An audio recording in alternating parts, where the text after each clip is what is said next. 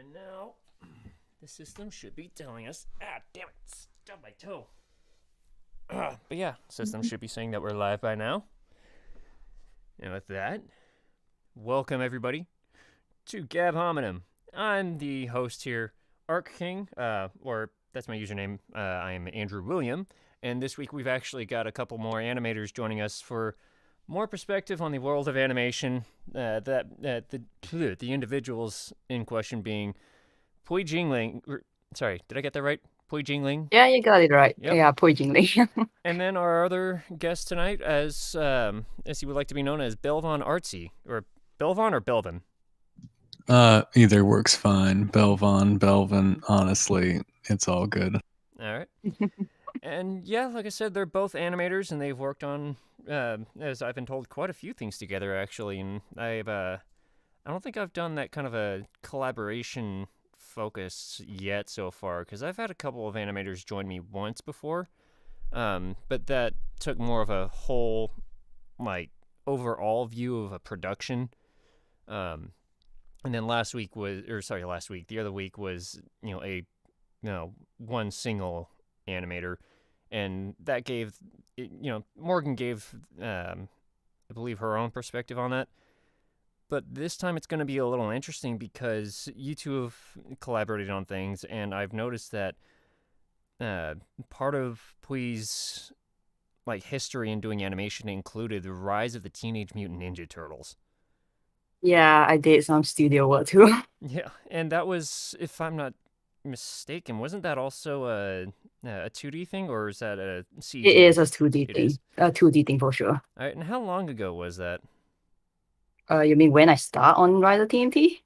When you started, or when you last had any work on it. Basically, let's start with when it came out. Oh, sorry. What? Oh, can you repeat that last question? Yeah, sorry. It kind of got lost in my own thing, but let's start with when that show actually came out. You mean Rider TMT? That was about around 2018. Right. If I remember correctly. Yeah. Do you remember how long it was between the point where you started working on it and when the first episode you actually helped with actually aired? Oh yeah. I believe I start helping out on the show midway season 1, and then till the end of my contract. And how long did that contract carry you through? About it was on Valentine 2020. Okay, so a little bit, quite a bit of work actually. Belvin, would you say you've also had a hand in that show with Phui, or is that No. He did. Yeah, you go ahead, Mel. Mostly my involvement on Phui's end was that Phui helped mentor me as an artist and an animator starting maybe 2 or 3 years ago, and since then I've assisted in a few writing projects with her, along with just collaborated on some personal endeavors. But throughout that point, it's been very interesting getting her insight on the industry, along with meeting other mutuals of her, and just sort of being an independent artist, getting a good view of the industry as it is today through the eyes of Phui and some of her other mutuals. So you guys have worked. What are some of the things you guys have worked on? If there's anything to look at. Reanimate project does that count? Reanimation project. I've heard of one or two of those, but I haven't actually looked at any of them yet. Mostly because I've just been way too busy with car repairs and job and all that other stuff. But hopefully, I'm hoping I'll be able to get a chance to take a look at it to see, as I brought up with Morgan, just what kind of ways people can bring a particular vision through. And in one case, in the case of Reanimations in general, just how many differences, one group of individuals that are animating something, what the difference is between their view of it and what the original creation of it was. Reanimations have a lot of potential to, even just completely change how the story is seen. 100%. Yeah. depend on how people want to go with the show. Yeah. Are there any particular reanimations you guys are able to talk about right now, or is that all still kind of like waiting on We that? both participate in the Sony X Reanimate and the Movie Reanimate. In this, I'm sorry, what was that first one? Sony X Uh, Reanimate. Oh, yeah, Sonic indeed. X. It's on Okay. YouTube, by the way. Sonic X Reanimated, yeah. Okay. Oh. Yeah, okay. I'm already liking how it looks just in the first images that are popping up. See, That was a really nice project. It is. some of these, some of so far I've seen you guys have worked on TMNT and Sonic, both of those being very um, old franchises by today's standards. Because I think Sonic was around in like '90s, I believe, late Yeah, I'm pretty '90s. sure it's the 90s. Yeah. And then TMNT, I think that one was even all the way back to the '80s, if I'm not mistaken. Hmm. So, was that?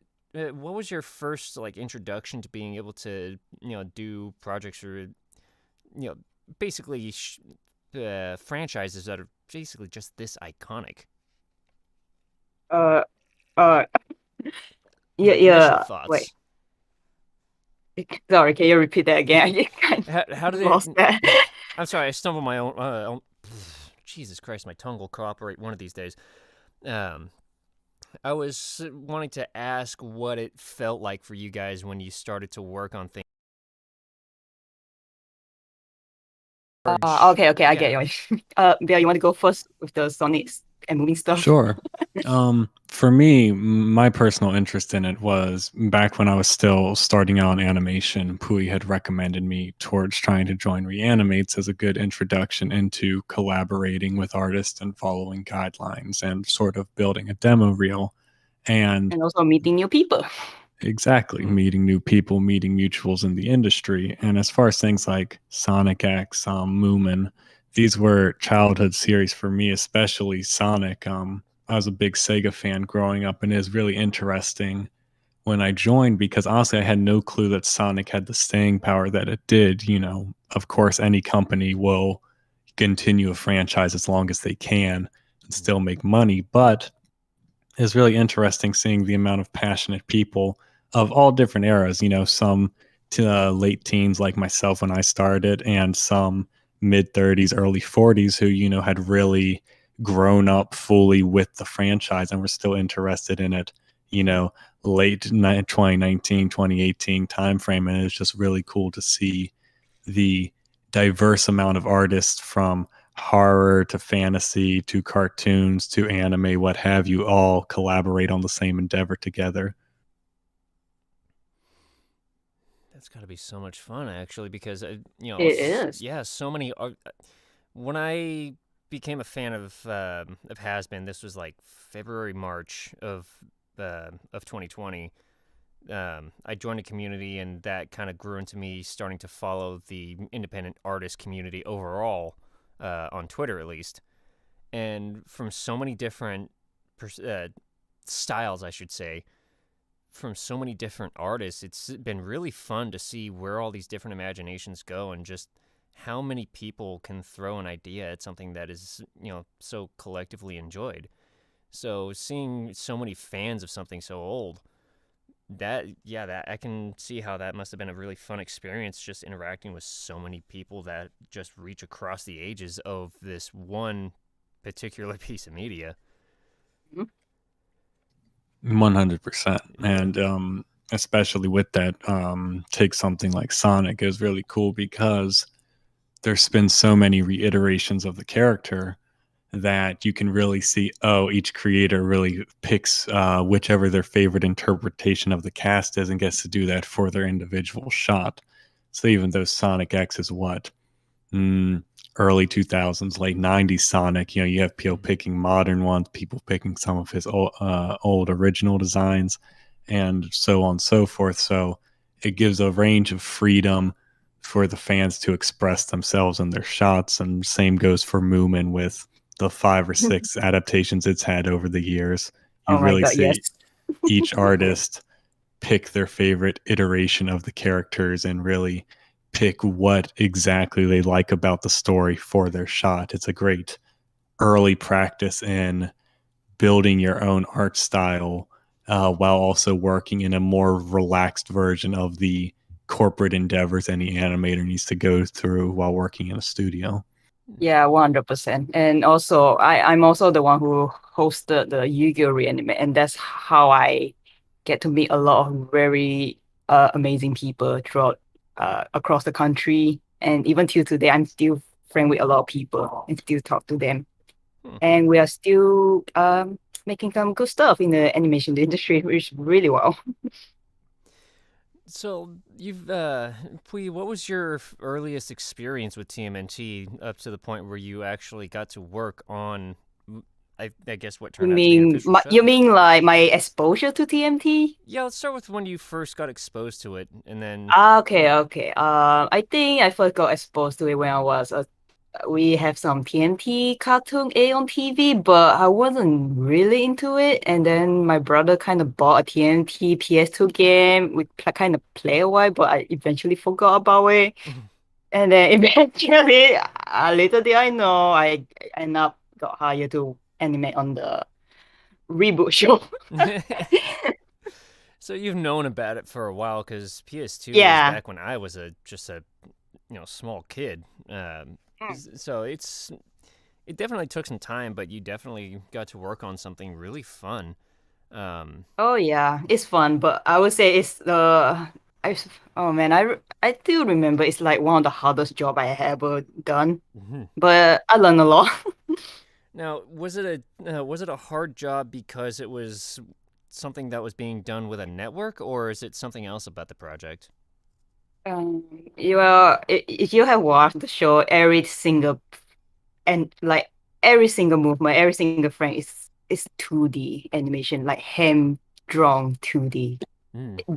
We do not use shortcut. We do not use rigging at all. Everything hand drawn. Right. So it basically comes back to just the nature of 2D animation itself, basically. Mm-hmm. Yeah. Mm-hmm. Yeah, that's one thing that we definitely got into with Morgan is that 2D animation is a very time-consuming process. It is, and it's a sad thing that a lot of people don't realize that. Because I remember seeing Princess and the Frog when that came out, and Disney had already been on this bit of a tangent or binge or whatever word you want to use for it of putting out CG animated movies. And it's not that they're bad, but I guess for me it's just that nostalgia factor of seeing 2D animation. I got really excited to see it again. Oh, I mean, same here. I personally find 2D animation is a lot more charming. Same here. There's something about I can't place specifically what it is for me that gets me into 2D animation more than CG. But for me, the closest I can probably guess is there's already so much passion that goes into just drawing something, but to put all that effort into making it, a full-on animation project, whether it's, a 10-minute short, a half-hour episode, or, a full-length feature film, I guess it's kind of easier to feel all the passion coming through every frame of a 2D animation than it is to see it through, a 3D CG animation, project.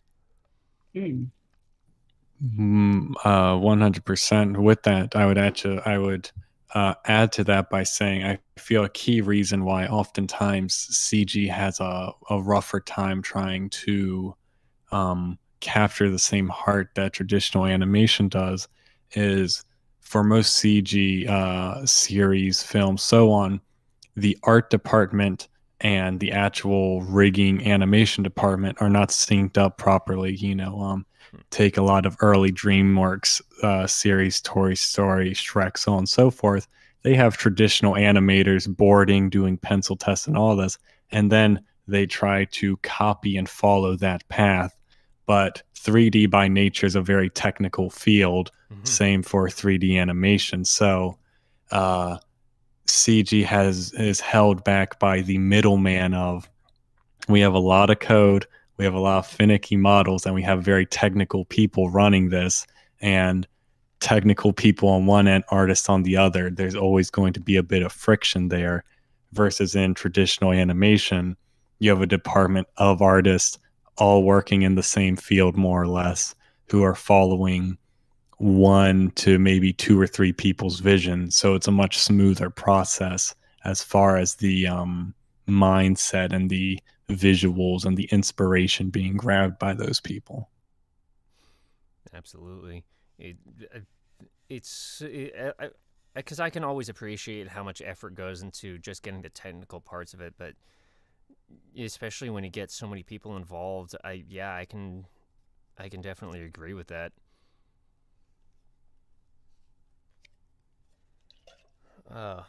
Now, I guess one thing I want to try to get into as we continue into this is I want to establish a little bit of context with the both of you guys and learn a little bit about yourselves and basically how you got into animation. So I guess, Phui, we'll start with you. Where are you from, and how did your upbringing get you into animation?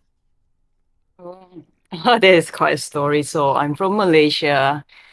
My country has always been the type of country that doesn't see animation as a serious job. And as a kid, I always loved drawing, but I didn't know what I want to do with that. Aside that, I knew I'm good at drawing. And then I remember about um when I was first year in uni, I think.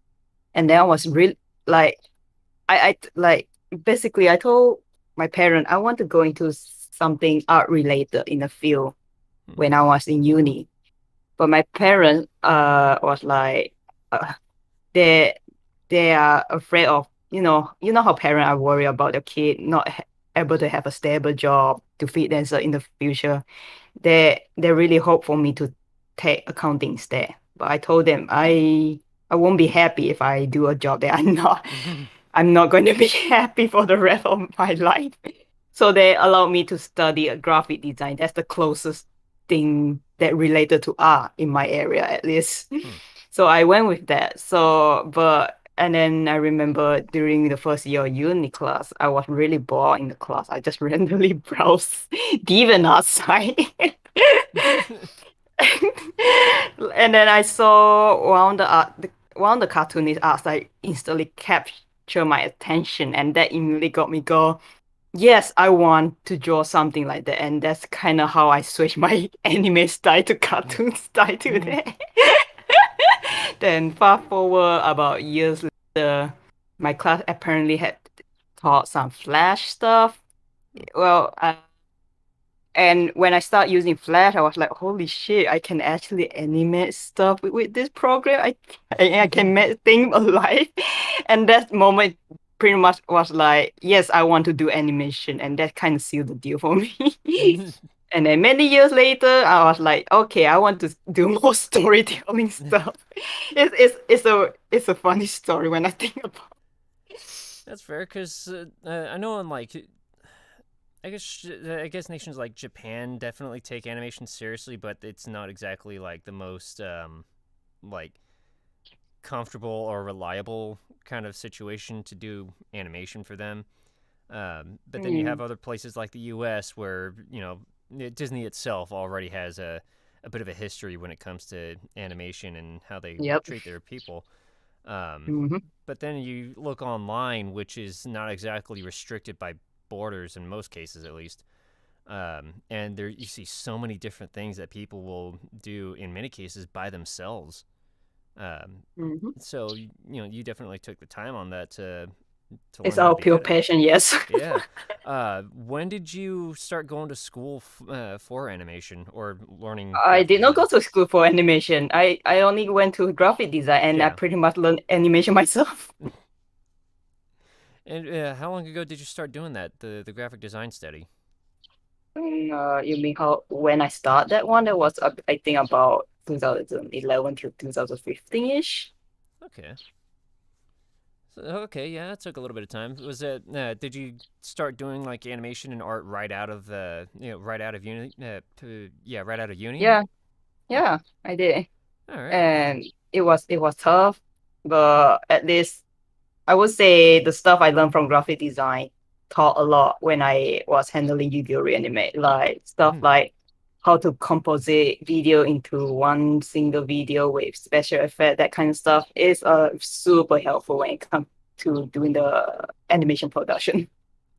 So Well, even though I never study animation school, I get to learn something from the graphic design class on that one. definitely. So a lot of help with that, and then learning Yep. from hands-on experience, which I think is always the best way to learn, at least in my opinion. Mm, mm. Um, so that's I guess that's a pretty good explanation of Phui's end. Belvon, what's your story? Where are you from, and how did you get into animation? I was born in Las Vegas, Nevada in 2000, and I really got into animation starting when I was little, and back when Toonami was really rerunning the highlights of the Mm, 90s anime mania. yeah. So I would be catching, Cowboy Bebop, Ava, Death Note, Naruto, Dragon Ball, these things. Mm-hmm. And early Cartoon Network series, Billy and Mandy, Courage, Johnny Bravo were sort of where my interest lied there. As far as animation from a career path, though, I would say my first introduction to something that made me think I want to do this was uh, probably when I was 5 or 6 with my elder siblings, and they were showing me old Ego Raptor, Rubber Ninjas things on Newgrounds, and they were like, "Oh, these individuals animated this digitally," and I was like, "Oh, damn!" Because prior to that, in my experience, you see the Miyazakis and the Annos and the Yub Ework types, and it's like, oh, animation's a big studio artsy kind of production. Then you see like college dorm kids making flash videos, and there's a lot of heart there though. And it's like, oh, okay, so this is a much more grounded career path than I thought it was. I thought this was like higher arts type vibe. So uh, fast forward probably 10 or 12 years when I was just doodling. And back in 2015, I was looking for a hobby and I was like, you know what? I'm going to go pursue art and animation properly. So I made a Tumblr art blog doing requests and things. And I just ended up sticking with it. And maybe in 2017, I had done some pencil test animations, just flipping paper Mm-hmm. and scanning it in. And I remember actually DMing Phui about that. I sent her gifs of it, just asking, "Hey, I know you don't know me, but could I get any advice on this?" And honestly, that method has gotten me my most success and my biggest troubles because I was taught at an early age. Business advice wise was in life, everybody's your equal or below you. Nobody's better than you. And the concept of that is if everybody's on equal footing with you, you can earn their respect. As soon as you idolize someone or put them higher than you, there's a power dynamic. Hmm. So I always came into talking with animators and industry folk as if we were on equal footing, which of course has gotten me chewed out on many occasions. But in Pui's case and with some other very kind animators, I think they appreciated the forwardness. That's actually a really interesting way of looking at it. Because the first people I ever talked with was Crystal Laporte and Chris Ayers, and Chris says that he was taught an interesting bit of advice from I don't remember if it was Sidney Berger or one of his other mentors growing into the theater world, but he was told that a student had said that they put him on such a pedestal, and the guy basically responded, "No, please do not put me on a pedestal, because if you put someone on a pedestal, the only place that they have to go from there is down." Which rings with me on that, in that you don't want to see people as just being better than you, because it's something you want to aspire to try to, I guess, learn from the different ways that they do things, how they do a particular type of line or shade or something like that, or how they do a particular like piece of anatomy, like the muscles on an arm, or like the lines of a neck or something like that. Whatever the case, there's always something to learn from. But if you just see somebody as being outright better, I can see how that power dynamic can be made just from looking up to them instead of seeing them on the same level.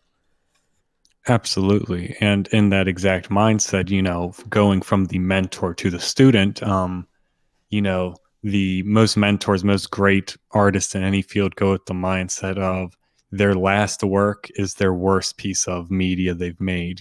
There's only upward to go. So an issue they run into is when you have all these students and, outside individuals praising them on a pedestal, it gives them the mindset of this is my finest work, which is the scariest thing to an artist because, it's the mindset of, when you've made your finest work, your career is over. So it's like, no, this isn't my finest work. I promise I have better in me type of a mindset. Sounds like the type of thing you want to save for when you know it's your last ever work. Exactly. There's like, wait for my magnum opus. I promise this is just drivel in comparison. So one thing that I think I'm at least somewhat aware of is sort of how we already talked about how long a process of animation is. No matter how long it is, there's always going to be a number of frames you have to draw, which includes so many elements like one character or three, plus a background and then objects that are getting, especially ones that are being manipulated.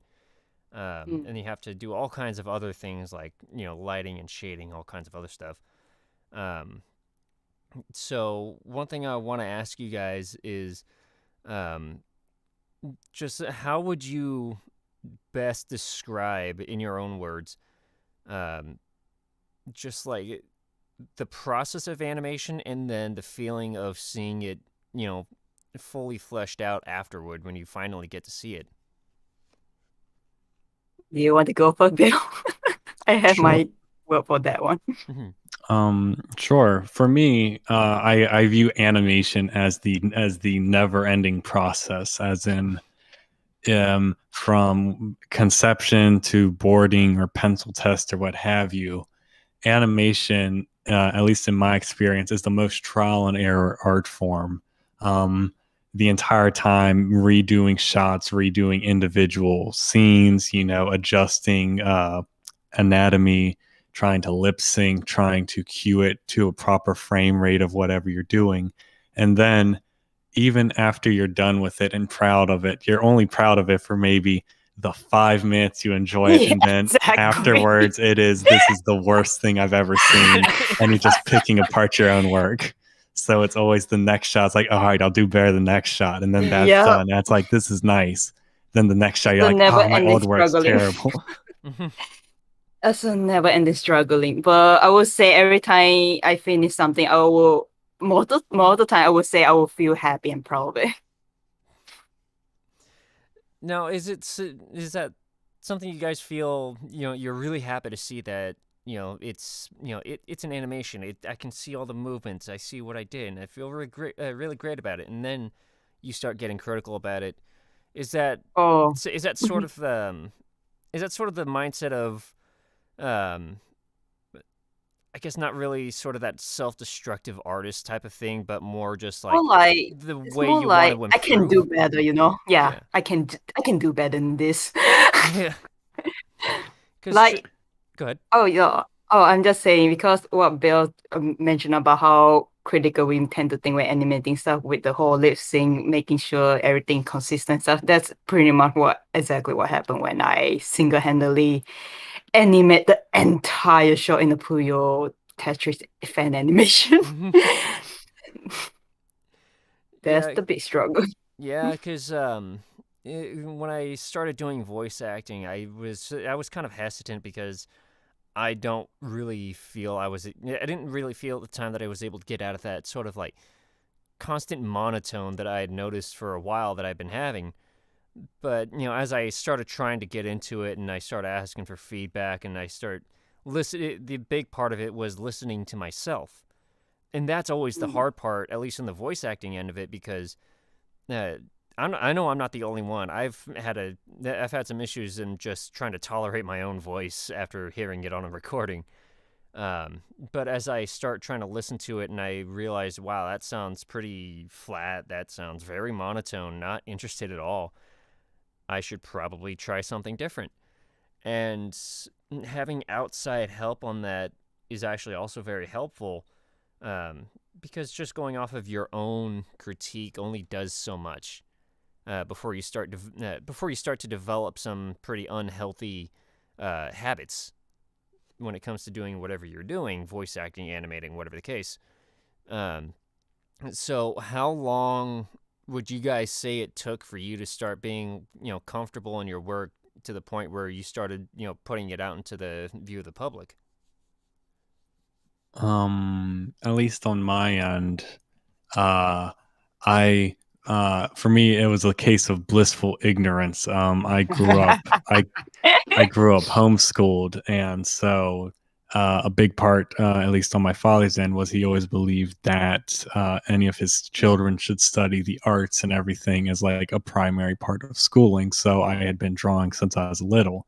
So when it came to making an art blog, I hadn't done anything social media prior to that. So my first experience social media was when I was 17, and my mindset in it was, oh, this is going to be fun. I'm gonna make friends. I'm gonna post my work. It's going to be great.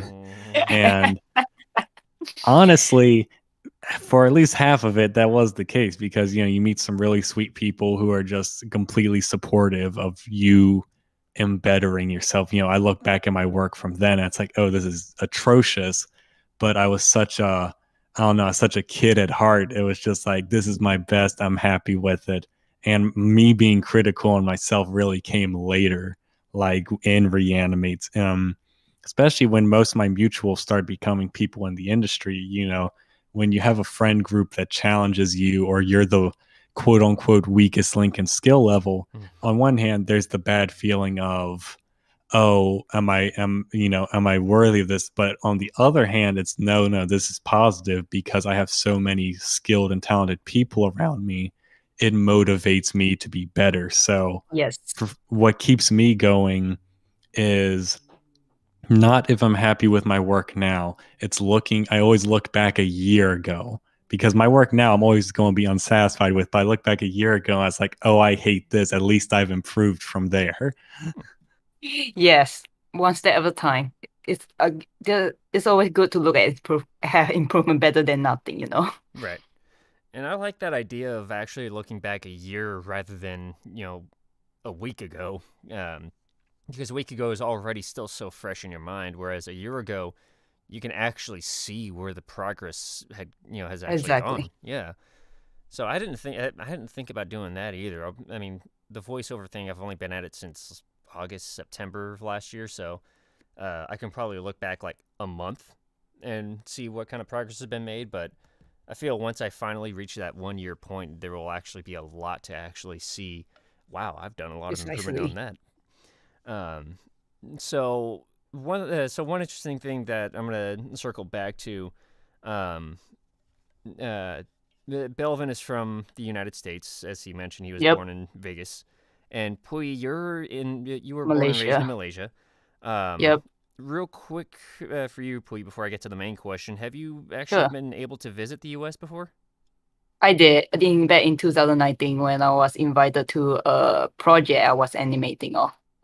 The freelance boss was hosting a party. Ooh. And I was like, oh, I gotta take this opportunity to visit the US because I never been there, and second, I get to meet all the people I want to meet there. So it's a very wonderful experience. Yeah, I hope that was a really fun trip. It's a super fun trip. I miss the US. I love to go back there one day. So the main question that I wanted to ask about that was, what are the challenges that you've run into in trying to do animations for a project, because you live primarily in Malaysia, whereas I would assume most of these projects are based in the U.S.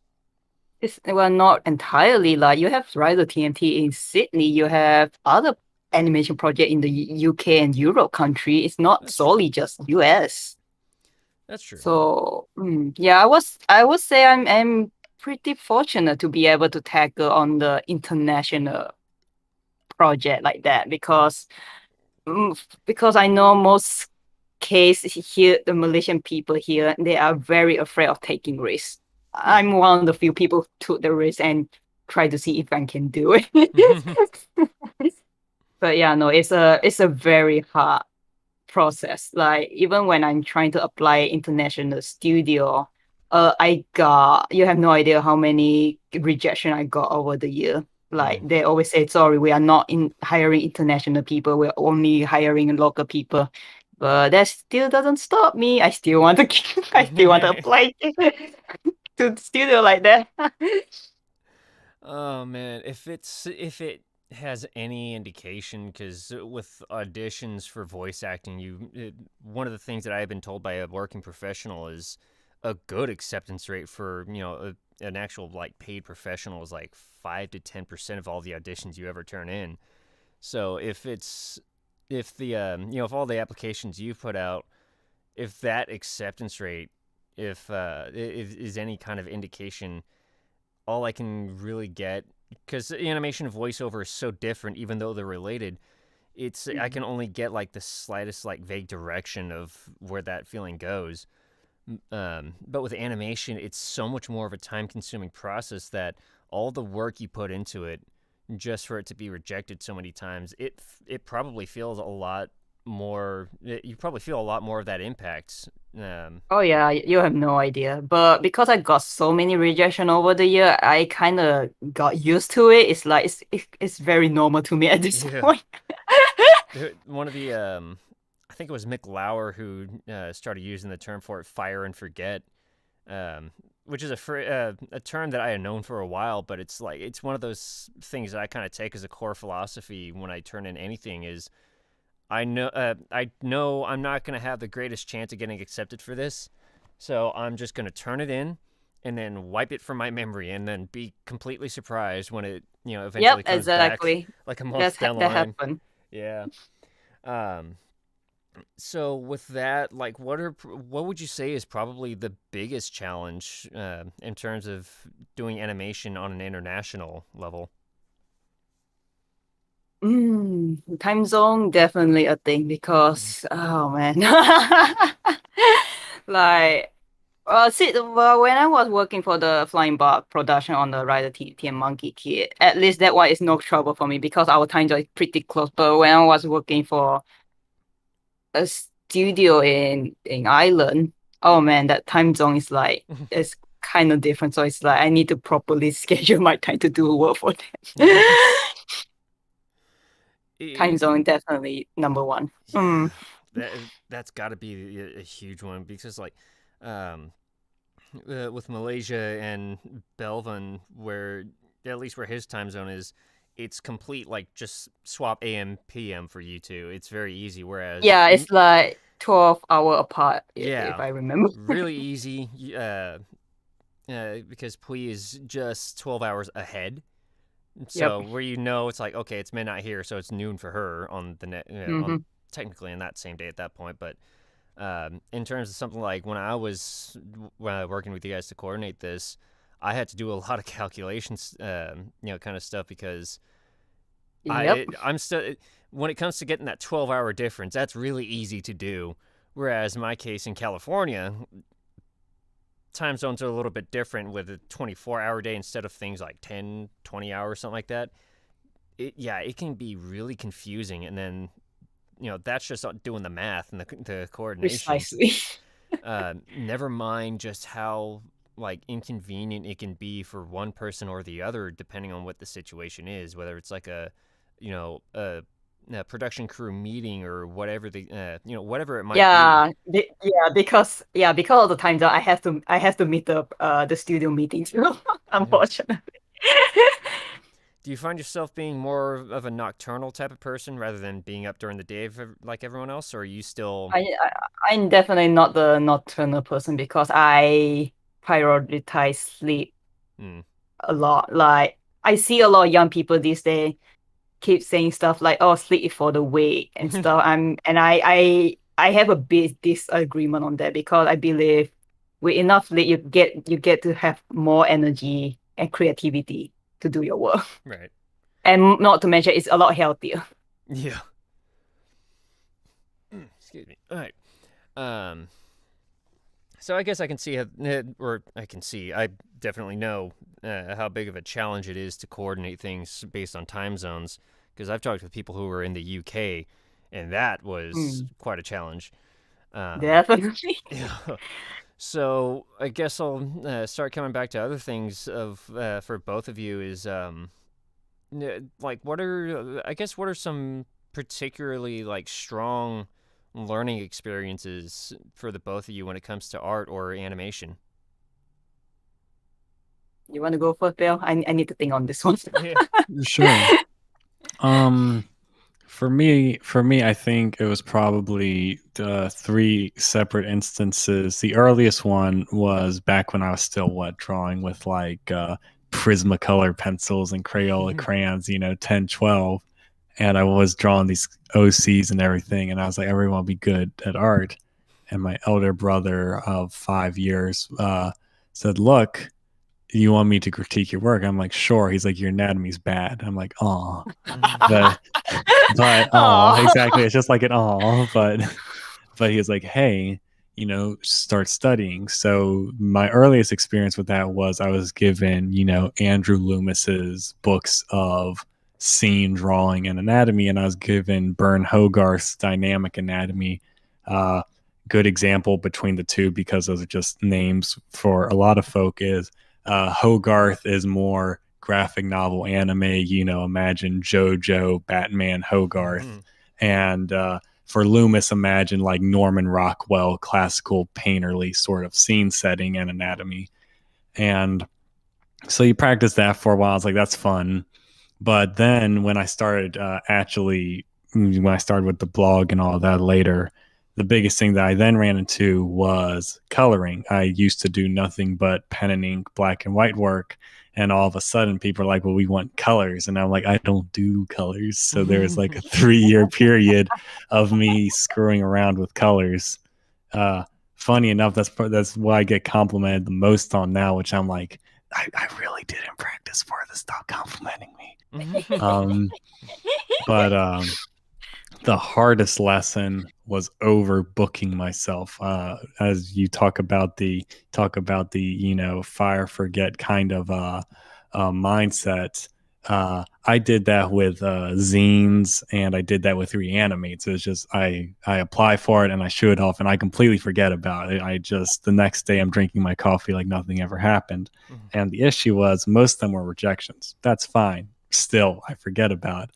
But for the zines, I actually got on 8 of them at one time, and they all had a similar deadline. And I was like, oh shit, I didn't think it was possible to overbook, because I just assumed I was going to get on maybe one if I was lucky. And that is all. I didn't expect to be accepted into a handful. And it's like, oh Lord, what am I going to do here? So it was the hardest lesson was realizing that, hey, as you improve, as you get better, people are going to start accepting you. And then you have to worry about the other thing of overbooking, managing your time, and really picking out, what do I want to do and what am I just applying for the sake of applying for. You getting a bit more picky about what you spend your time on was like the hardest lesson for me in recent years. I didn't think Is it up to me now? Yeah, I didn't think that'd be possible either, to overbook that badly in one go. I didn't think so either. I applied for 30 zines and I expected to get on one. I didn't expect to get on 8 at the same time. Yeah, and not like I remember you told me you had so much trouble with that one Sonic shot, to the point that you got sick and almost missed the deadline, but you powered through and finished it anyway. Oh yeah, that was that was a little bit before COVID. That may like a month before, which actually has my family thinking that we may have caught it early, but it's definitely a really bad flu if not. And I thought my deadline was a month later. I had my deadlines jumbled, and someone gave me an email, hey, so your shots are going to be done a week from now. I was like, I haven't even started on this. What the fuck you mean my shot's going to be? mind, pardon my French there, but you know what I mean. Excuse me. Yeah. Oh man, that's got to be a terrifying experience right there. Realizing, oh wow, it's that soon. What the hell? Exactly. Me hopped up on cough syrup and laws and just being like, I don't know what I'm gonna do, but let's go wing it. So I did like a 12-hour online stream with Phui and some friends, me sick as a dog, Non-stop. just attempting it. Oh, damn. I would say, you develop a very good responsibility in finishing the stuff because you actually have the option to say, hey, can I draw out the project? Unfortunately, I can't do it. That came from my my pops back in his business and banking days. He told me, I'm trying to remember the exact words, but the gist of it was that a deadline is always worth more than the quality is. Like, people are more concerned about you being on time for something than they Oh are yeah, about the outcome. 100%. So I always had the mindset of it's important to just do something no matter the outcome, as long as you do it. Never back down 100%. from a promise. Right. Yes, exactly. I think for me, the biggest challenge for me is when I was hosting the Yigo Reanimate. I was like Belle, because I don't have much the animation experience. I always I always believe in the good of people and stuff, like very ignorant. So when I was hosting the Yu-Gi-Oh! Reanimate, I tend to be very nice to every single people. And little did I know, some people treated me like shit, that not being responsible. So that kind of developed me to have to be more strict with people, to be more mean to people, to show that, hey, I'm serious about this. If you're not serious and responsible about this, you are not going to be part of this project, and you are not going to be having a job easily in the animation industry, even because some people didn't even realize if you can't follow simple rules, that tells a lot about a person in the animation industry. Is it? No, I don't mean to.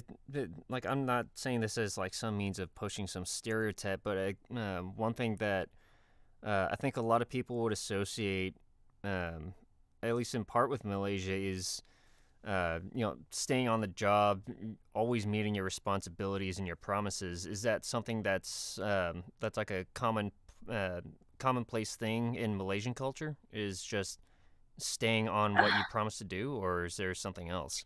Well, the whole promise stuff, I like Belle, I was taught by my mom saying, if you promise someone something, you better do it. Otherwise, you will instantly lose someone's trust and they will never ask you again. And that's something every time I do, maybe for example, an art trade with people, I promise saying, hey, I'm going to help you on this project. I always hold to my word and I would do it because I do not like to fake promise and ruin the trust between me and my friend, Right. But unfortunately, people here is the same. Like, there's always people say, hey, I'm going to help you do this. And eventually they were like, nope, they're just all words, no action. So it's like, yeah, okay, you do you. But unfortunately, the consequences of more of these people is like, for someone like me, it's zero chance for me to come back and look for these people to help working on project together again. Right. And it's not like you were being strict or mean with these people for the sake of being mean, of being that overbearing boss. It's just, I won't these, say I'm yeah, too mean. It's like, like I gotta show them this is serious if you're not taking it serious. Because unfortunately, sometimes you gotta be serious so that people will be doing it properly, if you right. get what I mean, like responsibility. Right, because people, especially in the entertainment, in the entertainment realm, people do communicate. Um, Exactly. yeah, especially with you having worked on something that I believe was a network project. Mm. You've met quite a few people that, will very likely it is likely that they'll eventually end up working with some of these same people. So if you see Yep. them popping up on a project, you can be like, all right, well, I've worked with this person, just kind of like be aware of, this is something they had done. Hmm. But that's kind of the point, is like any other good, like boss or leader or whatever whatever the specific case, you want to help them, kind of do better. And I would assume that quite a few of Exactly. them did. Hmm. Or at least Yeah. I would assume a few of them actually did, get their act together. But yeah, I'm not sure what, just how many of them. I don't know if there was any kind of a turnover rate with that Yu-Gi-Oh project. Oh, sorry. Can you repeat that last Like, word again? was there any like actual turnover? Like, were there people that actually did get taken off of the Yu-Gi-Oh project because they had trouble keeping Uh, up, or did everybody actually because improve? most of the time, a lot of people are very communicative and very passionate about that project. Mm. So I can tell just by how they message to me saying, "Hey, I still really want to finish my shot. Can I get a deadline?" And I'm like, "Sure." Because I can tell they really want to get it done and they love the project. But other time, the other people that I mentioned earlier is like, I remember this one person, whom I'm not going to name. Right. Basically, I emailed them. I send them the shop, and 3 months later, because that's the deadline, I say, "Hey, can you give me a progress? If you cannot finish it, let me know." But there's no response. And like maybe 6 months later, there's still no response. So and then and I was like, okay, no, and then at least I shoot them the final message saying, "Hey, because you're unresponsive enough, I unfortunately need to reassign your shot to someone else." Hmm. And there's also another case where someone actually like they finished their shot, but they are having trouble exporting the shot, and I was trying to my best to help them, but they are not being very cooperative, unfortunately. So Hmm. I had no choice but to also let them go too, because they, and not to mention that some people are very mean to me, Hmm. like saying even I even try to help them. So I met all kind of people, and I kind of stopped being ignorant. I stopped being a little goody two shoes to people. I start being more strict with when it comes to project like this.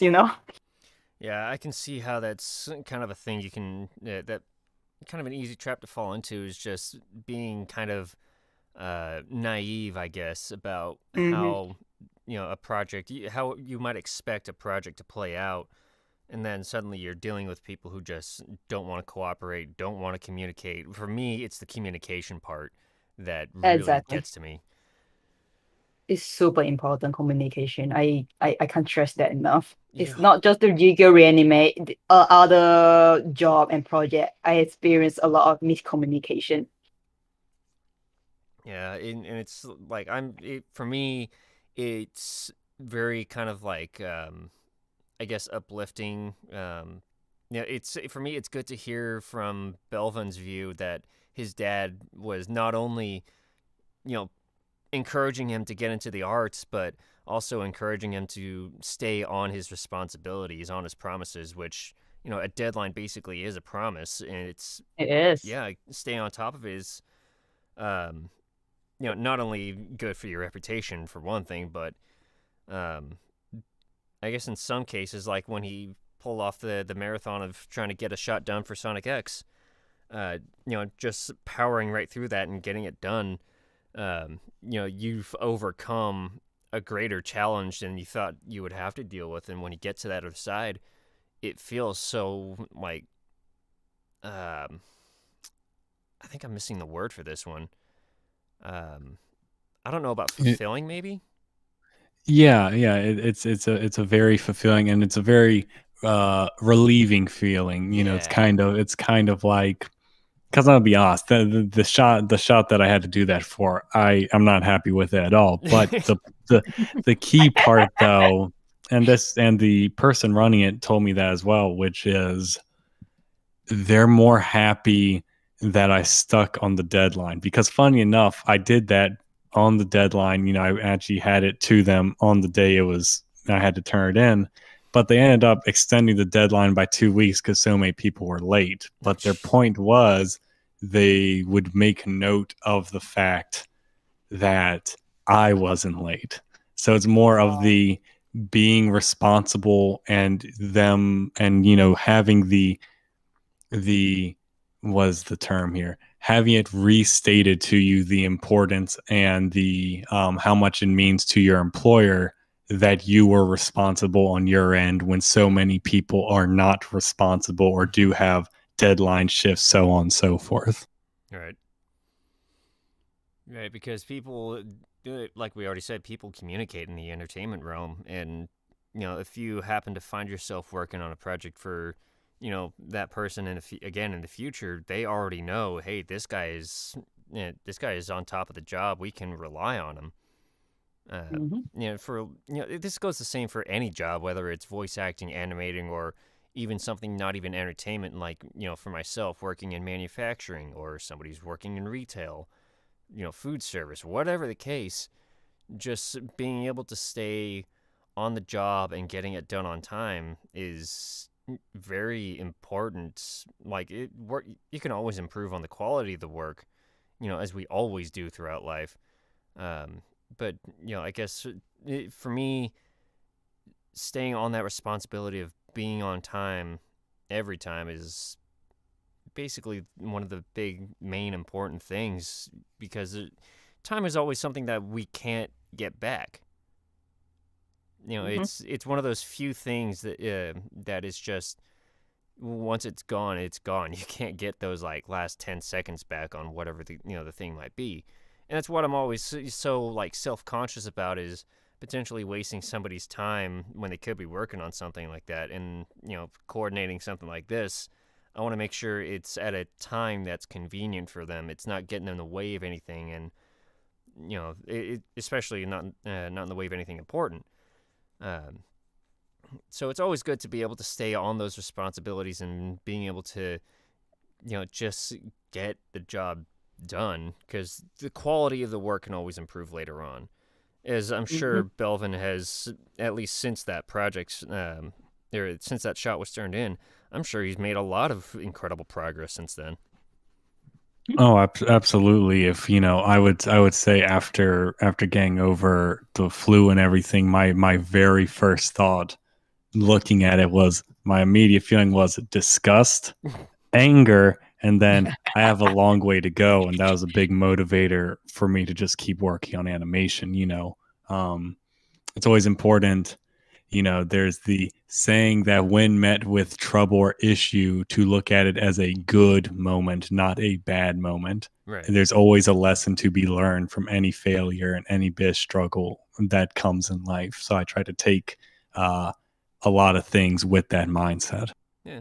Exactly. Yeah, that's the same mindset that I have with this show in general, is, kind of encouraging people that listen to whatever they're trying to do, encouraging to be able to look back at whatever work they've done in the past, and not see it as, this is cringe. Why did I, get into this? It's more encouraging them to look at it and go, okay, that's what it looked like then, and this is where I'm at now.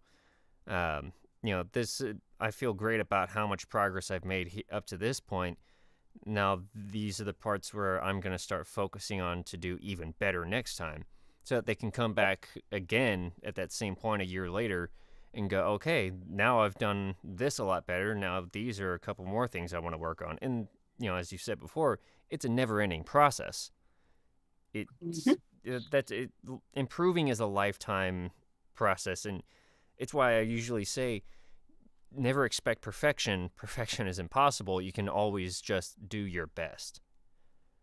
100% agree there. And yeah, exactly. In a lot of ways, even in the past year and a half, when now I have some younger artists or animators asking me about things, the biggest question I always try to bring up to them is, why do you want to do this? And I ask them that because animation, the love of animation is kind of like the love of the hustle. It's all about the progress, the work, more the flow state of doing it, not before an outcome, though, because as we've gone over just here, the outcome's always going to be non-satisfactory. You're going to do the post-mortem of it and be like, oh, I hate this. I want to do better next time. Philip just saying there's something about, the whole progress is the journey itself instead of the outcome, something like that. Yeah.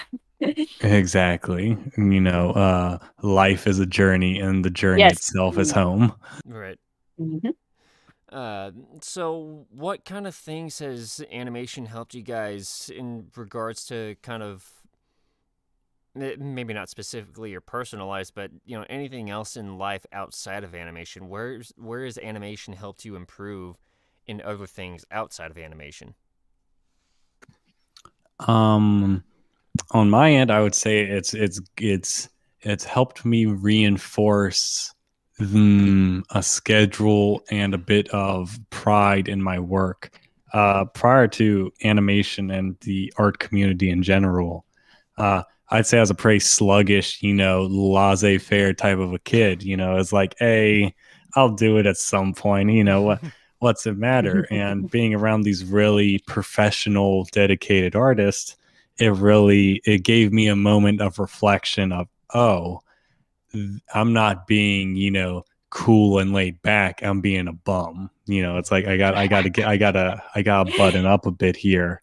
And it's been a positive influence in that sense. I feel there's a stigma around artists and animators that's mostly just egos and pride and this and that, sort of this artsy vibe. But in reality, I'd say that is the minority. There's a handful of bad apples, but for the most part, these are some of the hardest working, most dedicated people, because they're not getting rich off it. It's not a career path you take for the social status. It's a career path you take for the love of doing it and being in that community. For me, I think you were saying how animation impact my real life stuff, right? Yeah, real life, whether it's your personal life, work life, family life, whatever it is. What has animation done for you outside of animation? Well, I would say the most thing that affect me is I remember when I was first given my first industry animation job, I was like, oh my God, I never had such a rare opportunity. I got to do my best. So I kind of destroy my life schedule just for the sake of it. And over the years, I realized, no, this is wrong. I realized it's way more important to, I need to spend more time with family and stuff. The work is work, but I need to properly schedule my time, So that is not 24-hour work and animation. Otherwise I just turn into a robot. That's just not alive. That's definitely something I learned throughout the journey. And I remember when I was working on the Phui Tetris fan animation all by myself, it was the whole feeling of, oh, it's a very hard to describe that whole feeling, but basically the one thing that instantly got to my mind as I was working on that animation alone, because I was as I was really trying to get that animation done, I was like, okay, after this animation done, I'm not going to punish myself to do another big project like this again alone, because I know my limit.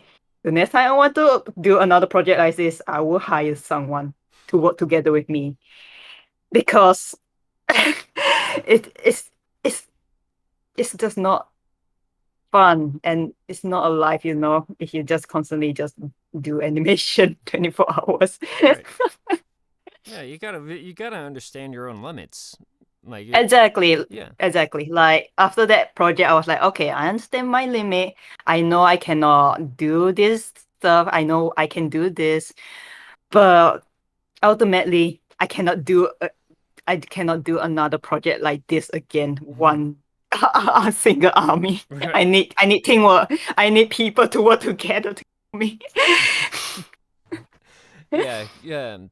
Because like with voiceover, I've got to know my limits definitely, because it can also affect my health. If I was to try to do voices for one character, that my voice, my voice range can actually fit, that's something I can do. I just make some adjustments within my range. But if I try for a character that, my voice obviously doesn't fit very well, especially like higher pitch characters or really, really deep, deep tone of voice type of characters.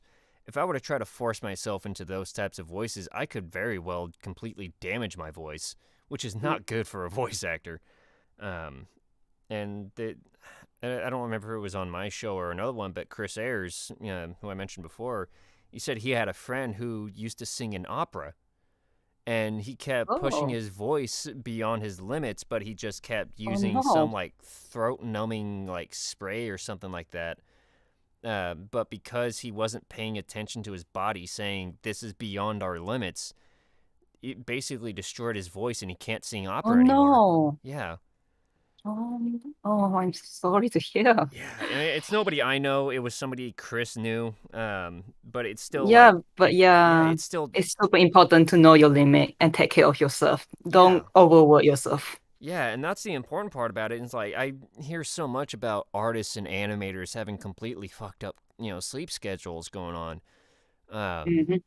But for me, I have to get up at work every morning at 4 a.m, my time, to get ready for work because I start at 6 a.m, and it's good for me because I get out at 2 p.m. But I get up pretty early, which means I have to be in bed by a reasonable time, getting my sleep. Otherwise, my half-hour commute is going to be pretty dangerous, first of all. But it could also impact my performance at work. It can affect my mood throughout the day because sleep is very much tied to that. And just your overall health, you need that sleep. It's your chance. It's your body's chance to recover. Exactly. Yeah, so it always baffles me when I see so many artists and animators online, at least that I follow, just having completely screwed up sleep schedules going on. I'm like, what are you doing to yourself? It's very unfortunate. But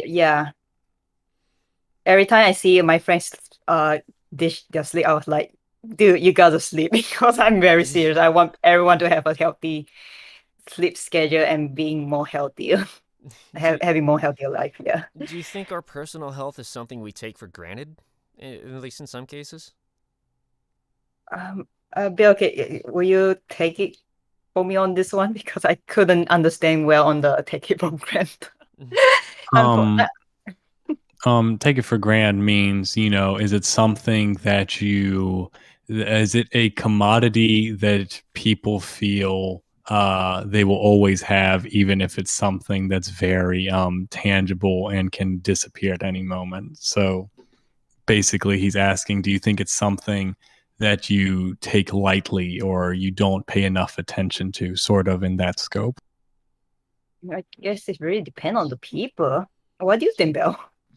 I think with a lot of youth, I think in arts and animation, it's particularly obvious, arts, animation, voice acting, anything in that scope, because when you're working a 9-to-5 job, you're working, you're making bank, and there's a pride to it. It's a communal thing. It's kind of like that. But for artists and of any field, you really get the fact that you are independent in an area, making your own life choices. So when you see them making poor health choices, this or that, what you could write off as, oh, it's just a young businessman, climbing the ranks, is like, well, that's unhealthy. But society writes that off as okay because, needed sacrifice. But when you're an artist, voice actor, and you're just living an unhealthy life, it's like, what the hell are you doing? Is like, we are lucky to make money doing an artistic endeavor, but do not mistaken that as something that you owe your life and your well-being for. That's the fantastic thing about the arts, even in voice acting, is like, you can be a voice actor as a 20-year-old and you can be a voice actor as a 70-year-old. The time cap's not there. It's like your health's much more important, because if you're treating yourself like shit, you're not going to be a voice actor when you're 50 because you're barely going to be alive and capable of doing that at that point in time. So I feel the arts is just particularly obvious when people mistreat their bodies. Yep. Yeah. Agree. It's because I don't know. I've seen a lot of things in like examples of like that really self-destructive artist, like Ernest Hemingway was a pretty big example of that, because that guy was just he had divorced and married so many women in his lifetime. He had completely screwed up his body through doing stupid things. I think his mental health deteriorated at some point, because apparently there was a point in his life where he was hunting German U-boats in the waters, I believe, of the Caribbean, because he was living in Cuba at the time, trying to hunt these things with a freaking hunting rifle and a pile of hand grenades in a boat.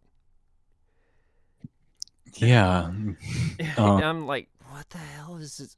Why is it we're always following this, self-destructive artist image that we see in people like Hemingway, or in movies like Moulin Rouge, where you see the tortured artist stereotype? Or is it just a matter of we take our work more seriously than our health and our lives?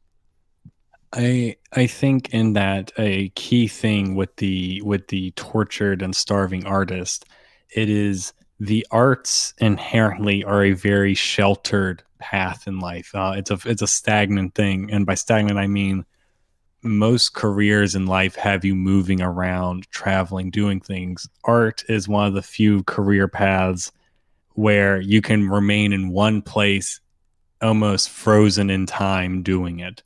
So I feel there's a key issue in that, as in artists need inspiration to write a good story. You must live life. You must know how people act. To make a great painting, you need inspiration. To do a wide range of voices, you need to hear a lot of voices and sort of pick up the cadences, analyze things. And so the tortured artist, I feel, is the self-destructive behavior of getting life experience via trial by fire versus living life. It is the seeking inspiration in a very short amount of time versus properly living life long enough to gain said inspiration. Okay. I see where that's applicable to a lot of these situations that I see. I mean, it's one thing to follow the stereotype and things, like I said, Moulin Rouge, and real life experiences like Hemingway and various others. But for me, hearing it that way is just kind of the really dangerous and probably not as effective shortcut to trying to get those experiences, when it's just take your time and you'll get the experiences anyway, while still enjoying other things in life that can, very likely you can discover other things that are very inspiring. So like I can probably empathize at least with taking that sort of self-destructive shortcut for it, if that's the way it usually is. But for me, I don't know. I can't really see myself doing anything in that way. I'd rather just enjoy life as I go along and just see what happens.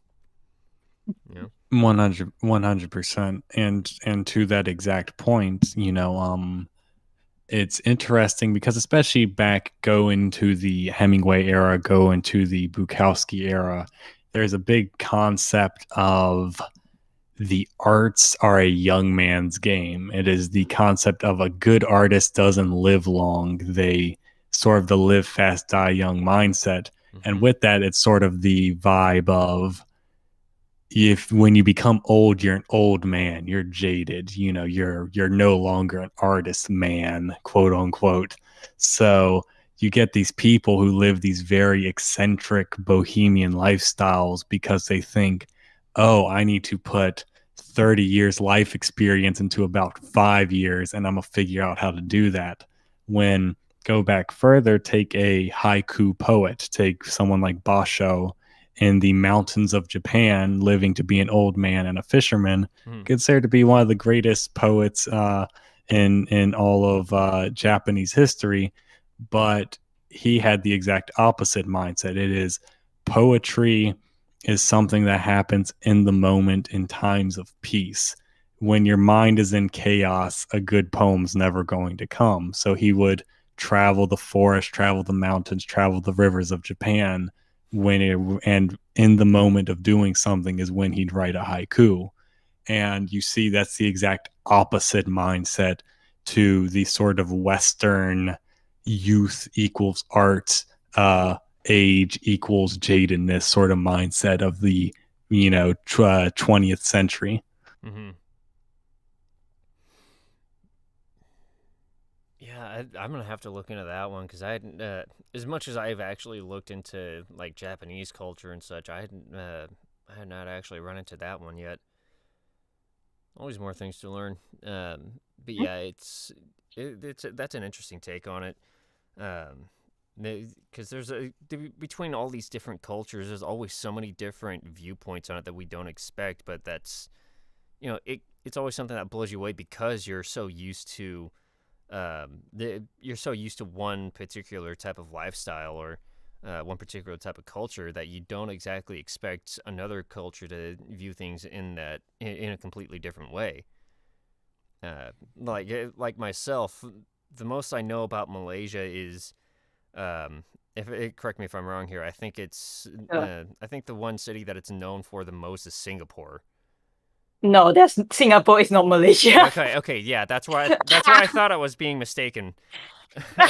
So yeah, all I know is I believe Malaysia is, what is that, Southern Asia, I think, or is that more? I can't. Southeast Asia. Southeast. Okay, so I was correct on that one. My geography is a little rusty. But like the most recent thing I'd heard about Malaysia was that an older woman from some village was unfortunately lost when a massive snake decided to take her, which, terrifying story. And they caught the snake, and they managed to retrieve her. But other than that, I just don't really know a whole lot about Malaysia, which is, for me, not exactly the most, I guess, We proud have a thing. lot of culture. Yeah, like we have a lot of culture. Like it's not just the Malay people. We have the Chinese people. We have the Indian. We have a lot of culture people over here. It really depends which part you're looking into. Hmm. Because for me, I'm always very fascinated by different cultures that happen. I've talked about learning about Japanese culture, but I've also learned a little bit about at least older Chinese culture, like Mm. the time of the dynasties and all that. I've learned a little bit about Mongolian culture. I've learned some Russian history. Um, I know a little bit about like the old Indian like Hindu mythology and all that. So cultures outside of the U.S. Fascinate me very much, and I haven't actually had the chance to look at Malaysian culture yet. Um, so I'm hoping I'll be able to get to that soon.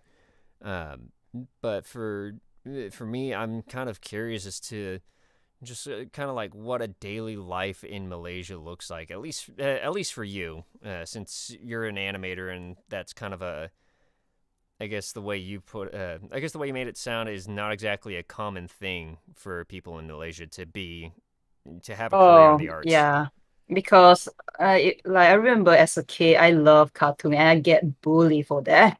Oh, It's similar to how I heard a lot of my American friends told me they got bullied for liking anime. So it's like opposite it's just going over. I think it's very bad. It's like funny thing to me to hear that because over here people see cartoon as, oh, it's just for little children, and I'm going to bully you for it. right. Whereas I guess in America, they see anime as weeaboo or something. I'm not sure, and they bully you for that. I'm not Yeah, sure. it's a weird thing. They use the term weeb as somebody who's basically a Westerner who's basically trying to be Japanese, which is usually a result of watching a lot of anime. And it's for me, it's like, Really. sure, I enjoy the anime and I'm learning a little bit about Japan, but that, I'm not trying to be obsessed over it, which for Exactly. me is where the term fits a little bit better as somebody who's just obsessed with Japan. Ah, yeah. Yeah, but over here in America, at least when I was a kid, and starting to grow into an adult by the time I graduated high school, I heard that a lot too. Is that cartoons are meant more for children and younger teenagers. You shouldn't be watching so much of that as an adult. Whereas things like Family Guy and American Dad started coming out, and Futurama, and it was like those are very True. Adult mature Swim. cartoon shows. Mm. So Uh, yeah, yeah, like because in over here in the East, people see anime as the high standard art form. really. Which, yeah, like even when I ask my sibling to come watch cartoon with me, they would be like, "I rather watch anime," that kind of. Unfortunately, that's the case because it's also for them. Like, they tend to see anime as a pretty art form. Right. I can I can sometimes see how that is. Other times it's kind of just for me it comes down more to the plot most of the time because Exactly. some Yeah, things I see both cartoon and anime as like if it has a interesting story writing, then yeah, I will give it a watch. yeah, some things I've seen just kind of sound a little too similar to other anime shows I've already watched, whereas others are Mhm. just so like absurd in the type of things that happen in like for me the one that really gets me is Gurren Lagann, which apparently has monsters or sorry robots that are the size of the freaking galaxy, and I'm like, what the hell? So it's for me it usually comes down to the plot. In some cases it comes down to things like character design and all that setting. Mm. But I start watching Western produced shows like Ed and Eddie, is my all-time favorite growing up. But there's other things like the Rugrats cartoon on Nickelodeon and other iterations of Teenage Mutant Ninja Turtles. So many of them have existed, and I've grown up with so many of them that I'm very accustomed to those different types of styles. And you can see different styles as well in anime depending on who either who made that And particular direct, yeah. story or who the studio is that did it. Like Key Animations is very different from Kyoto Animation. You can see the style differences so easily. Whereas Mm-hmm. if you were over here, you look at two different shows on Cartoon Network. Ed, Edd n Eddy looks very different from Chowder. Oh, for sure. Yeah. Very unique style. But I guess for outside perspectives, anime does look very similar to other people who don't really pay much attention to it. Um, and I don't know how similar a lot of Western shows look to people, from the Asian continents. You mean like how they view the art style, you mean? Yeah, do they tend to do some of them look more similar to others, and others are definitely very different to people who don't really watch a lot of it? Mm, I would say I remember a lot of my friend or even my sibling talk about how they love the 2000 Western cartoon like Courage the Cowardly Dog. Like they mention how different it is compared to a lot of cartoon these days. Does that count? Hmm.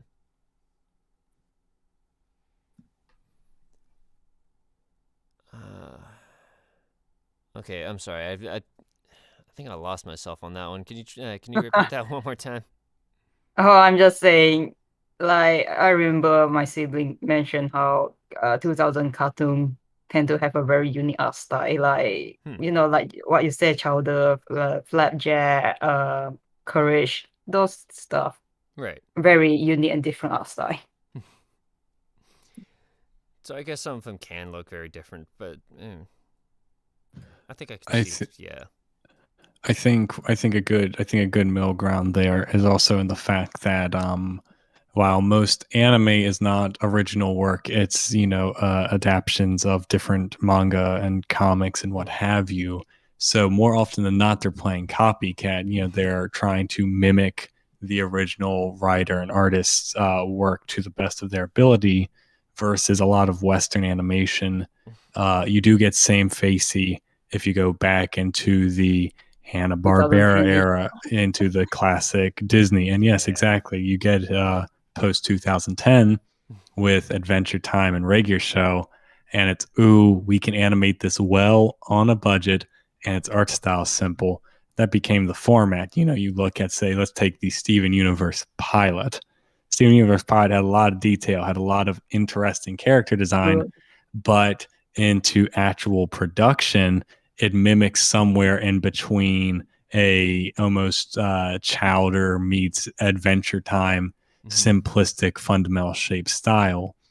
And I feel in 2010 is probably when you start to see more homogenization, but that's also because the industry got smaller.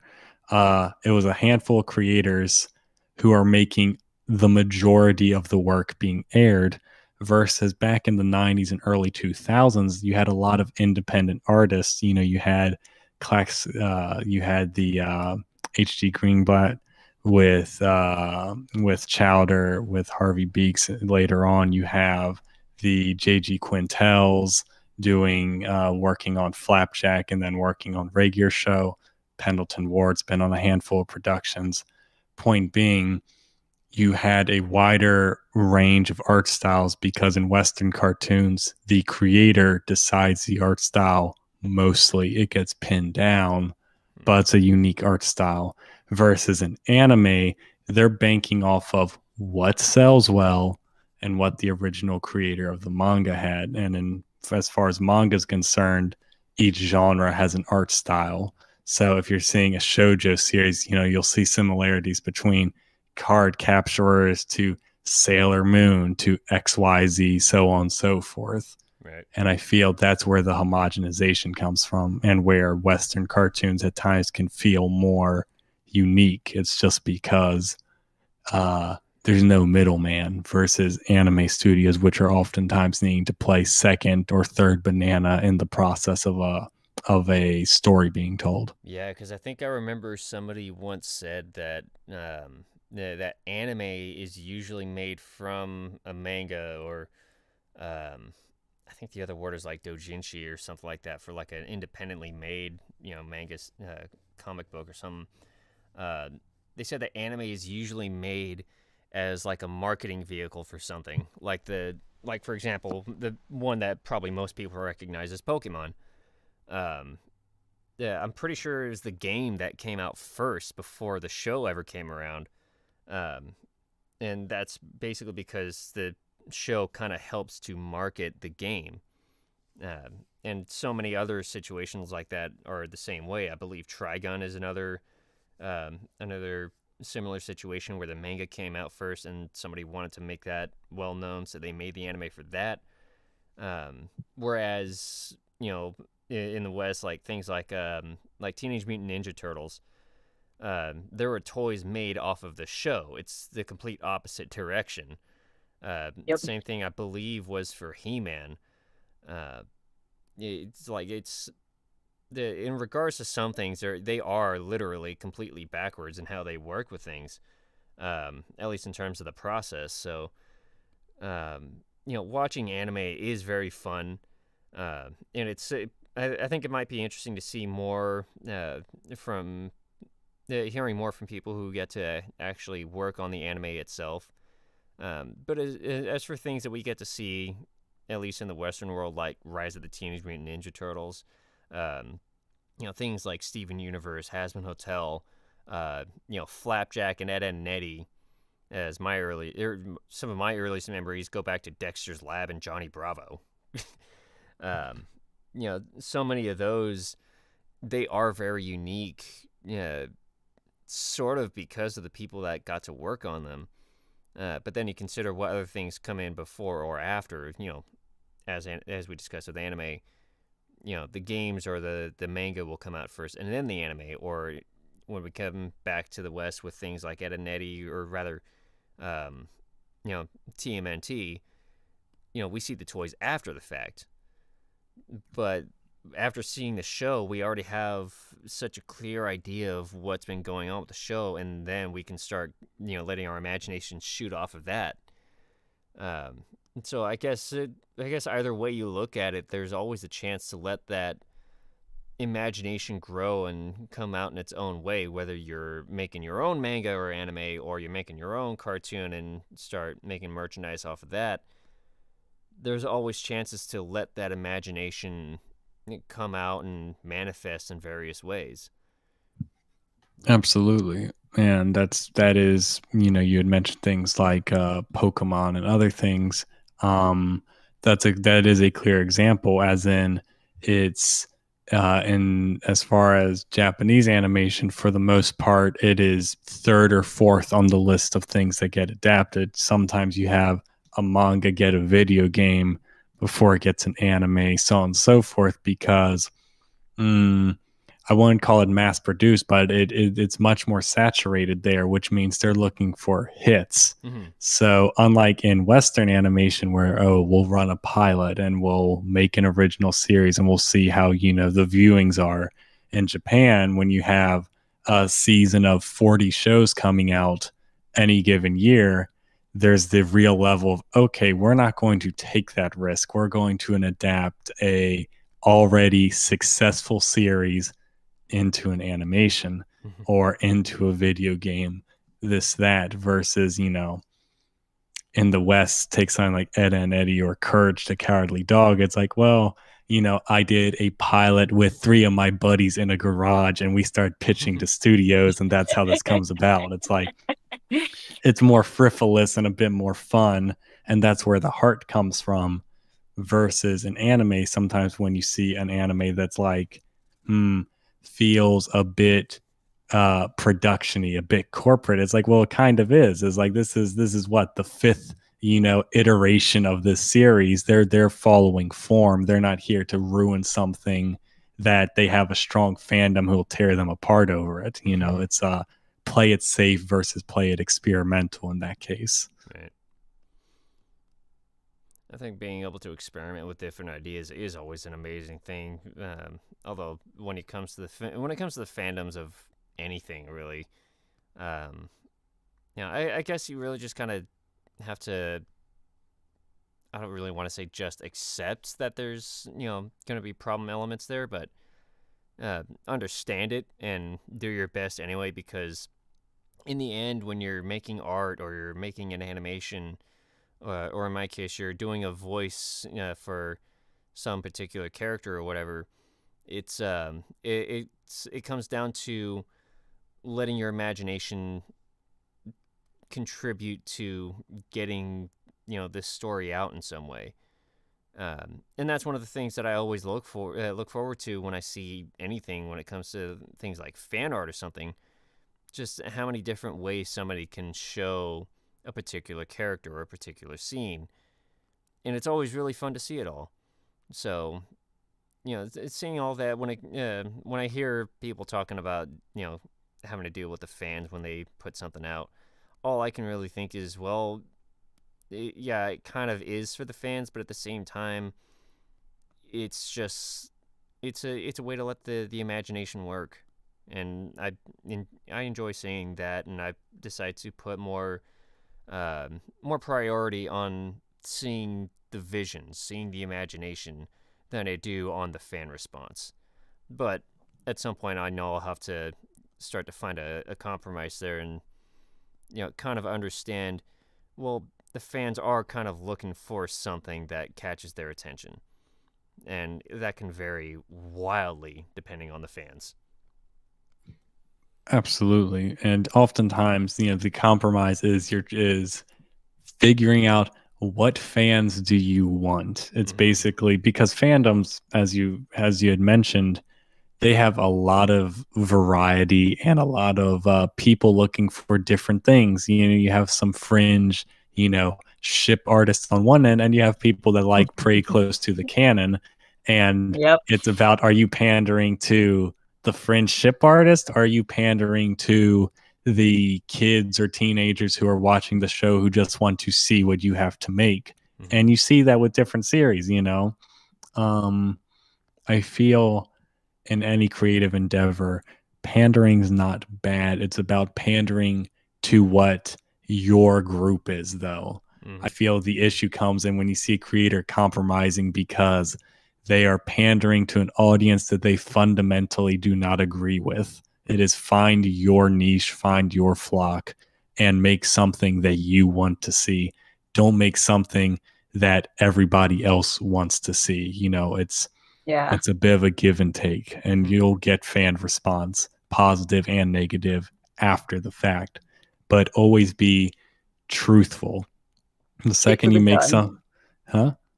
What? I think just the word for it, stick to your gun. Like, just stay Exactly. true what you want to tell. Exactly. Stick to your guns, stay true to what you want to tell and believe in, and don't compromise until after the fact. Make something straight through and then do the post-mortem and then see how the fans react. Because if you do that midway, your idea will get compromised and it'll end up with a flawed series. You know, you see that a lot in animated films or anime or cartoons where, ooh, half the season or half the film it's going really smooth. Then you see like it can be subtle. It's the characters are act a bit different, or you know the plot's kind of veered a weird direction. And it's like I wonder why, and it's you see they did a test screening in blank, or they had a fan vote here, and it's like I see that actually influenced the production, which is just you hate to see it. You really do, because like I really wish I could see the actual vision and not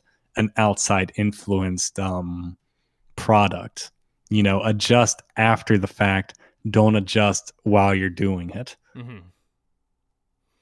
Yeah, that definitely happened a lot to anime for sure. All right. So we're starting to run against the clock here. So I'm gonna start jumping to our Twitter question that we did actually get. It's a question from @ThiefRaccoon. The It's question. Sarah. Which part do you enjoy when animating? For example, storyboards, backgrounds, etc. This is a lot of area to go into. Bill, you want to go first? For me, probably the most fun I have in animating is when it actually comes to coloring. I have a terrible time. Probably my weakest point in animation illustration is the sketch process. So I'm at my biggest comfort level and usually most enjoying my work when I'm wrapping up production and actually in the coloring and, you know, final touch up phase of any animation I work on. My most favorite part of animation is definitely the coloring, because I'm that process the where I'm very fast at. Very I can finish it way faster than just rough and clean up. Um I will also say the toughest, the more challenging for me when it comes to the animation is storyboarding, because I've always been a kind of art person, and if like years later eventually I realized that my weak point is actually the storytelling part. That's why when I did the pre-test fan animation, I asked a couple of my friends to give me some feedback and how to improve the storytelling of the shot.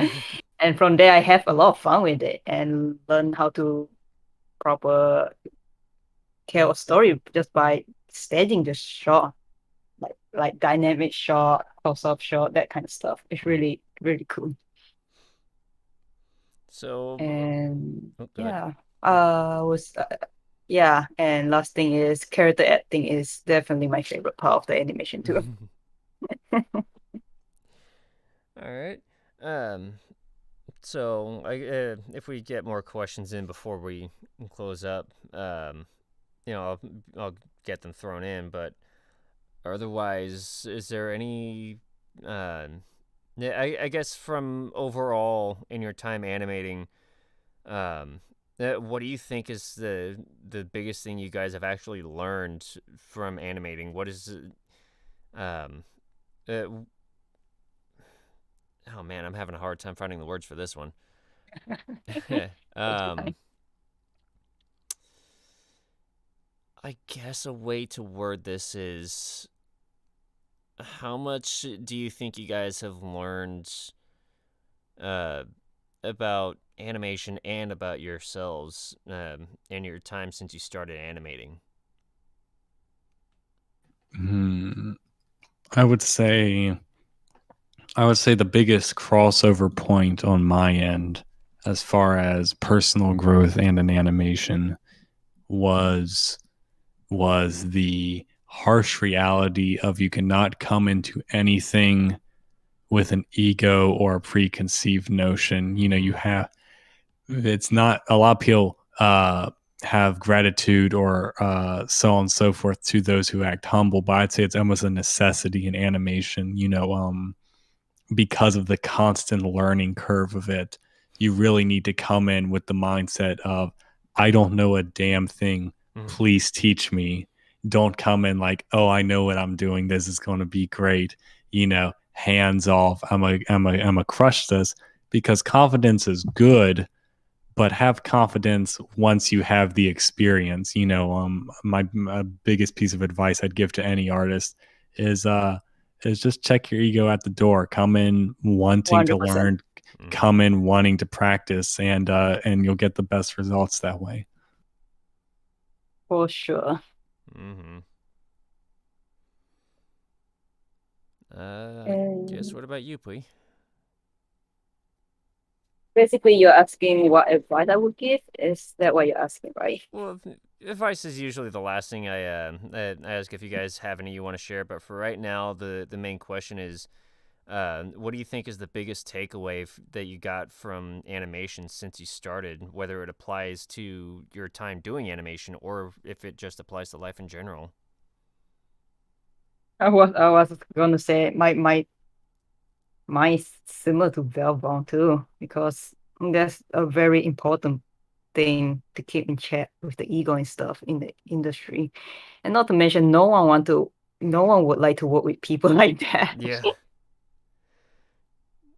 Yeah, I can definitely see how that is. I don't know how often that happens in the animation world. Is somebody yeah. I meet all kind of people. I meet even egoistic people, and I'm like, yes, I 100% agree with what Velvon said. So it actually happens often. It's not, I wouldn't say often, but it does happen. There are people like that. The arts in general are an egocentric path. I mean, usually most artists start off with, I am making something, I want it to do well, I want to be popular, etc., etc. And that's usually the first learned habit of any artist that you need to check away with. And it can be a hard experience, because you need to have a bit of an ego to be an artist in the first place. You need it just to have the confidence to be like, not only am I going to get paid to draw pictures or voice act, or use my voice for something, but I'm gonna do it and it's going to go well. You need a bit of an ego, just to even try something of that sort. And once you do it, you get punished for it, and it's very worrisome for people. So that's why I feel it's important to, if you can get rid of it yourself, all the better, because there won't be any hard feelings, and you can save a lot of time. I'd say that's a shortcut that people forget about, is sometimes just having a willingness to learn and play the fool will get you much farther than trying to impress those around you. For sure. All right. We I believe Sneak asked us some question. Yeah. We have a listener in the chat actually, 357 Sneak. What are your favorite parts about listening to a story and telling a story? You want to go first with this one, Pui, or you want me to go first? Because I also have trouble in finding the right word. Listening to story, of course, it's just visualize how it would turn out. Mm-hmm. Telling a story, when you got a cool idea and concept, start telling story to people. The favorite part is like seeing how they react, seeing how they think. Is this going to be? Is it going to be turn out to be good? A potential series to be picked up by something. That's definitely my most favorite part. Mm-hmm.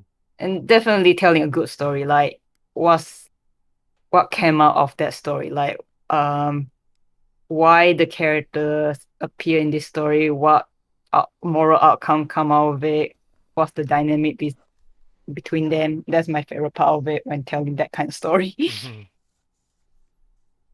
What about you, Bill? On my end, when it comes to listening to a story, the thing I always look for and hope for is immersion.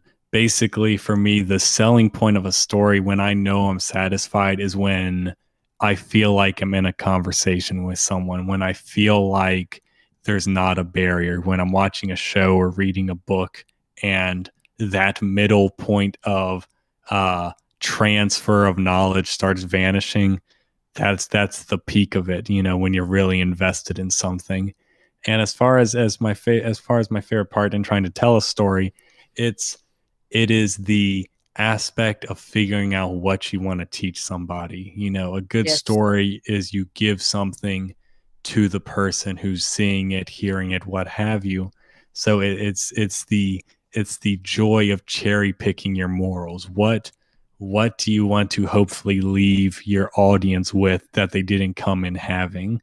It is the act of sharing something that means a lot to you and you hope means a lot to them at the end of the day. And that's ties right back into the immersion that I enjoy, because you're immersed with things that you care about. When a moral's not hitting or the message just falls flat, you realize that takes away from the immersion and you're not that invested. And the things that stick with you are the ones that teach you a moral or that you learn something from as you're viewing it. Mm. All right. Yeah, I can definitely get that because like I said, I enjoy seeing so many different imaginations and visions, actually being experienced. So, from your perspective and being able to actually animate some of these things, I can only imagine how, I guess we used the word earlier, fulfilling it is to see just what kind of reactions it actually gets when it finally gets out. Absolutely. It is, the most fulfilling point is having your project done and being able to look at it from the view of a viewer and not as the creator. You check off your ownership of it once it's out the door, and that's the biggest relief. And oftentimes the biggest joy is just being able to look at your work from the eyes of those enjoying it versus the critical eyes of the person who has to create it. Mm. And I will also want to add that I remember when I finished Puyo Tetris fan animation, the fact that the message or the story I trying to get across in that animation speak to a lot of people. That's also made me feel very satisfying and fulfilling. That's also my favorite part of telling a story through animation. I like it. Yeah. All right.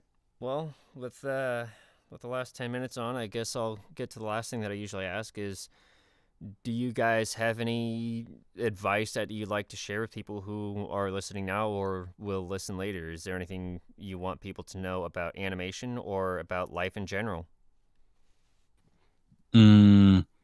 My biggest piece of advice I feel I could give to anyone is to always keep an open mind to what you're pursuing and always be aware that oftentimes what you want out of a situation will not be the outcome, and to be able to move where the wind takes you. Oftentimes I see the biggest struggling point of someone be, I want to be this, I want to be this, I want to be this, and they're not good at it or they don't like it. And it's like, do you want to be that? Do you want to do that? Or have you told yourself that's what you want?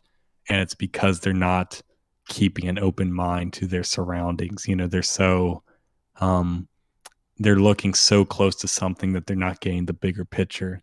So yeah, be open-minded and pay attention to the cues life is trying to give you, and you'll live a much more fulfilling and successful path that way, in my personal experience.